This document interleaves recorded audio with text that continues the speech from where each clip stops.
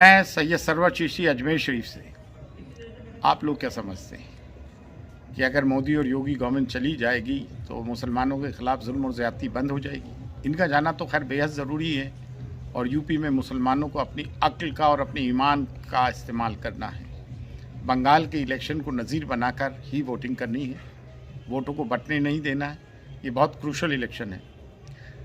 लेकिन बीजेपी अपनी जगह रहेगी, वीएचपी, बजरंग दल, शिवसेना, आरएसएस और इनके दिलों में जो मुसलमानों की तरफ से कदूरत और जहर भर गया है वो दूर नहीं होना है। और ये पहले से था।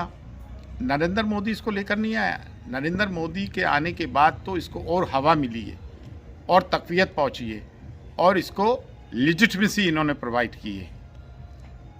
करना क्या है हमें? मैं बारहा कहता आ रहा हूँ, फिर कह रहा हूँ, एक चीज़ की कमी रह गई थी उस दिन कहने में। हमारा अपना मीडिया होना चाहिए। हमारे जितने रिसोर्सेज हैं, हमारा जितना पैसा है, हमारी ज़कात है, उसका अब सही इस्तेमाल होना बहुत ज़रूरी है। अपने मीडिया हाउसेस का होना बहुत ज़रूरी है। मेन स्ट्रीम मीडिया पे हमारे बहुत सारे मुस्लिम जर्नलिस्ट भी हैं और बहुत सारे सेकुलर हिंदूज़ भी हैं जो बड़े प्रोमिनेंट जर्नलिस्ट हैं। ये देश तभी बचेगा जब मुसलमान मजबूत होगा। मुसलमान इस देश के लिए लाइबिलिटी नहीं, एसेट है।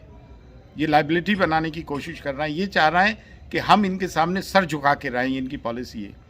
लेकिन ये बेवकूफ़ ये नहीं जानते, जो कौम अल्लाह के सामने सजदा रेज़ होती है वो दुनिया में किसी के सामने सजदा रेज़ नहीं होती है।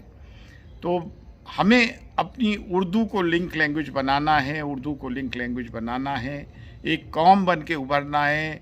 हर शहर में अपना पैथोलॉजी लैब ट्रस्ट बनाकर अपनी डिस्पेंसरी, अपना हॉस्पिटल, अपने स्कूल, अपने कॉलेजेस, अपने यूनिवर्सिटीज़, एक पैरेलल इंफ्रास्ट्रक्चर हमारा तैयार करना है।